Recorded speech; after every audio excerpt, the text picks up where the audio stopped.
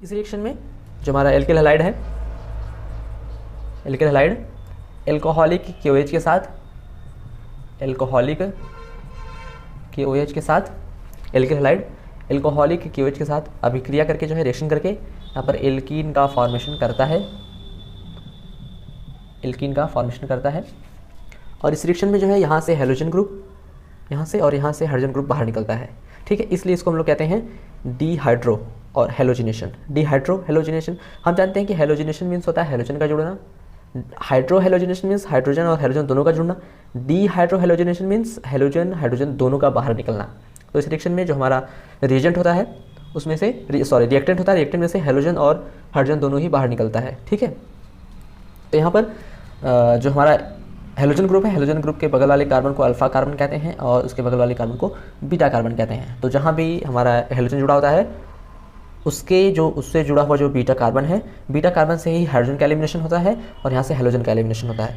तो इस रिएक्शन का मैकेनिज्म हम जो है अच्छी तरह जानते हैं। ये तो हमारा हो गया एल्किल हैलाइड।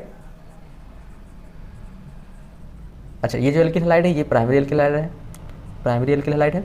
अच्छा, जब हमने यहाँ पर प्राइमरी की जगह क्या ले लिया, secondary alkyl halide. For example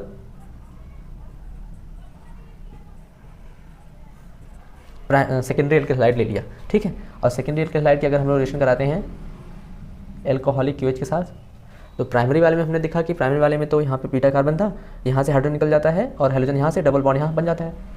secondary के केस में क्या है कि सेकेंडरी में ये अल्फा कार्बन है, ये बीटा है और ये भी बीटा कार्बन है। तो हाइड्रोजन किस वाले बीटा कार्बन से एलिमिनेट होगा, यानी बाहर निकलेगा, इस वाले हाइड्रोजन से, इस वाले कार्बन से या इस वाले कार्बन से। तो इसी को जो है एक रूल बताता है कि किस वाले कार्बन से हाइड्रोजन बाहर निकलना चाहिए। उस रूल को कहते हैं सैडजेफ रूल। उसी के अकॉर्डिंग जो है रिएक्शन होता है। तो इस वीडियो में हम जो है उसकी पूरी डिटेल में मैकेनिज्म को पढ़ेंगे और समझेंगे कि कैसे सैडजेफ रूल लगा करके हम जो है प्रोडक्ट का फॉर्मेशन करते हैं। तो यहाँ पर मैं आपको सीधे से प्रोडक्ट बता देता हूँ यहाँ पर होगा क्या, और मैकेनिज्म में मैं आपको बताऊँगा कि कैसे जो है सैडजेफ रूल अप्लाई होता है।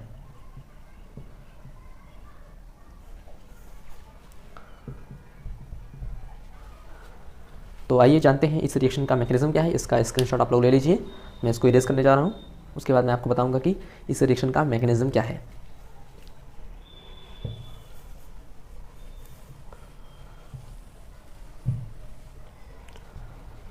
तो यहाँ पर हमारा जो इथिल अल्कोहल है ये टूटता है C2H5+ और OH- में, और यहाँ पर जो यहाँ पर जो OH- है ये OH- जो है बेस की तरह एक्ट करता है और इसी की वजह से सारा का सारा रिएक्शन होता है। तो यहाँ पर हमने जैसे ले लिया एल्किल हैलाइड में CH3 CH2Cl। ठीक है, जैसे CH2Cl ले लिया, तो यहाँ पर जो OH- है ये अटैक करता है, किस वाले कार्बन पे अटैक करेगा, बीटा कार्बन पे अटैक करता है। ये हमेशा ये बीटा कार्बन पे अटैक करता है और ये जब OH- है तो इसको हाइड्रोजन चाहिए ताकि ये H2O के रूप में बाहर निकल सके। तो यहाँ से इसको हम लोग जो है लिखेंगे इस तरह से, और ये OH- जो इस हाइड्रोजन को लेकर के बाहर निकल जाता है, यानी H2O के फॉर्म में बाहर निकल जाता है। अच्छा, जब ये OH- हाइड्रोजन को लेता है तो ये बॉन्ड यहाँ शिफ्ट होता है और ये क्लोरीन भी बाहर निकल जाता है, यानी Cl- भी बाहर निकलता है। Cl- बाहर निकलेगा तो यहाँ पर जो प्रोडक्ट बनता है CH2, यहाँ डबल बॉन्ड हो जाता है, यहाँ पर CH2 प्लस।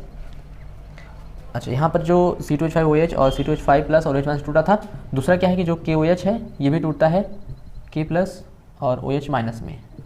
तो यहाँ का जो OH- है तो वो सीधे सीधे C2H5OH के साथ वापस बाहर निकल जाता है, क्योंकि ये हमारा जो है एज ए कैटलिस्ट के रूप में यूज़ होता है इसका, और यहाँ से बच जाता है K+, और जो K+ बचा ये K+ जो है इस Cl के साथ रिएक्शन करके बना लेता है KCl।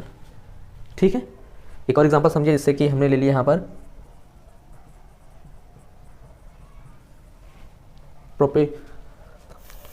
क्लोरोप्रोपेन हमने ले लिया, क्लोरोप्रोपेन हमने ले लिया। इसका जब रिएक्शन कराते हैं तो यहाँ पर जो OH- है वो अटैक करेगा कौन सा वाले कार्बन पर, हमेशा अटैक करता है बीटा कार्बन पे, बीटा कार्बन के हाइड्रोजन पर।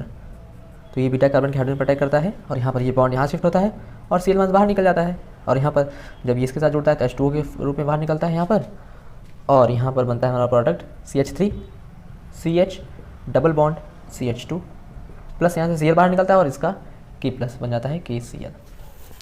तो ये ये प्राइमरी एल्किल हैलाइड के लिए मैकेनिज्म हो गया। सेकेंडरी और टर्शियरी के लिए आप जो है समझिए कैसे होता है सेकेंडरी और टर्शियरी के लिए। तो यहाँ पर हमने ले लिया सेकेंडरी एल्किल हैलाइड, जैसे कि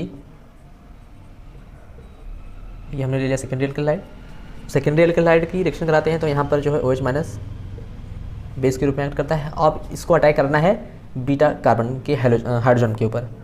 तो यहाँ पर हम देख रहे हैं कि ये अल्फा कार्बन है, ये बीटा कार्बन और ये भी बीटा कार्बन।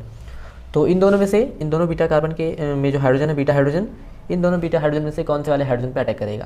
तो इसके लिए एक रूल है सैडजेफ रूल। सैडजेफ ने बताया है कि ये जो OH माइनस है वो उस हाइड्रोजन पे अटैक करता है, उस कार्बन के हाइड्रोजन पे अटैक करता है जहाँ पर नंबर ऑफ हाइड्रोजन यानी हाइड्रोजन की संख्या कम होती है। यहाँ पर देख रहे हैं कि 2 हाइड्रोजन है और यहाँ पर 1 हाइड्रोजन है, ठीक है। तो यहाँ पर जो OH माइनस है वो अटैक करेगा इस वाले हाइड्रोजन पर। इसको हम लोग लिख सकते हैं CH। तो ये अटैक करता है इस हाइड्रोजन पर और ये बॉन्ड यहाँ शिफ्ट होता है और Cl माइनस बाहर।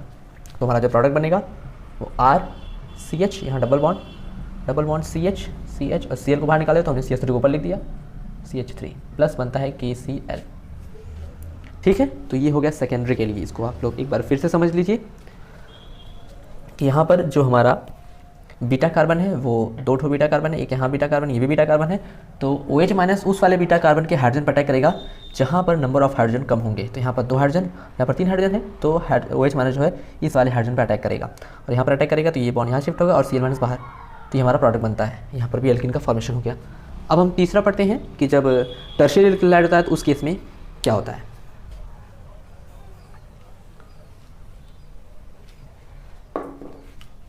जैसे हमने ले लिया टर्शियरी एल्किल हाइड में,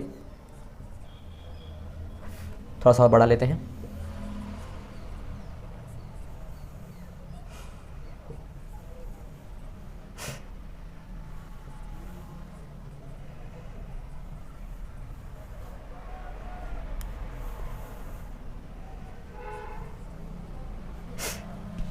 ठीक है, ये हमारा टर्शियरी एल्किल हाइड है।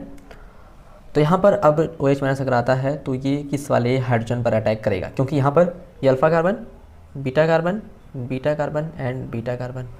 अब यहाँ देख रहे हैं कि सेम वही रूल सैडजेफ रूल लगेगा।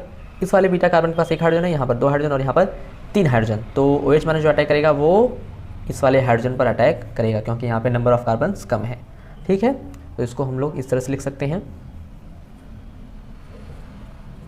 और इस हाइड्रोजन पर अटैक करता है तो ये बॉन्ड शिफ्ट होगा यहाँ पर और हैलोजन बाहर।